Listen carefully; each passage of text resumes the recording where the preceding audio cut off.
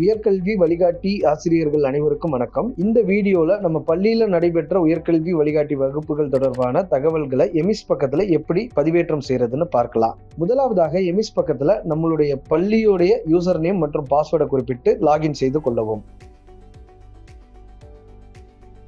பிறகு ஸ்கூல் அப்படிங்கிற ஒரு பட்டனை கிளிக் பண்ணி சிஜி கிளாஸ் ட்ராக்கிங் அப்படிங்கிற ஆப்ஷனை நம்ம செலக்ட் பண்ணிக்கணும். அதன் பிறகு கிளாஸ் அப்படிங்கிற இடத்துல 9ஆம் வகுப்பு முதல் 12ஆம் வகுப்பு வரை கொடுக்கப்பட்டிருக்கும். ஃபார் எக்ஸாம்பிள் நாம இப்ப 10th ஸ்டாண்டர்டை தேர்ந்தெடுத்துக்கணும் அப்படின்னா நம்ம ஸ்கூல்ல இருக்கக்கூடிய 10ஆம் வகுப்போட ஏ செக்ஷன் மற்றும் பி செக்ஷன் விவரங்கள் கொடுக்கப்பட்டிருக்கும்.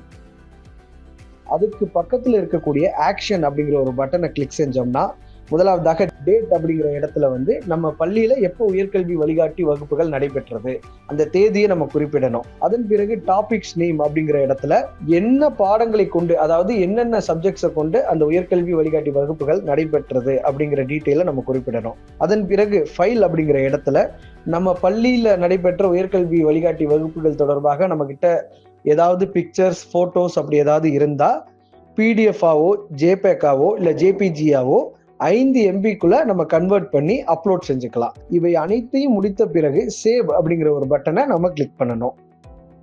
இதே போலதான் எஞ்சிய வகுப்புகள், அதாவது 9ஆம் வகுப்புகள், 12ஆம் வகுப்புகள், 12ஆம் வகுப்புகளுக்கும் நாம விவரங்களை குறிப்பிடணும். நன்றி.